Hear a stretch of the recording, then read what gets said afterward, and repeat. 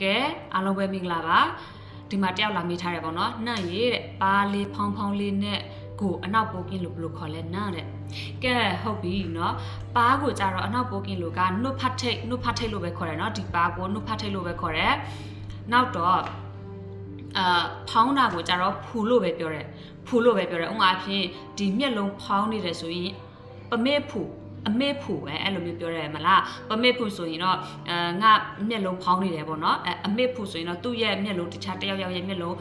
ဖောင်းနေတယ်ဆိုတော့သဘောကိုပြောတာအခုက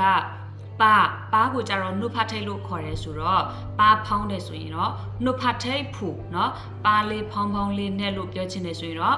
နှုတ်ဖတ်ထိတ်ဖူလို့ပဲပြောရမယ်နော်နှုတ်ဖတ်ထိတ်ဖူနော်ပါကိုနှုတ်ဖတ်ထိတ်လို့ခေါ်တယ်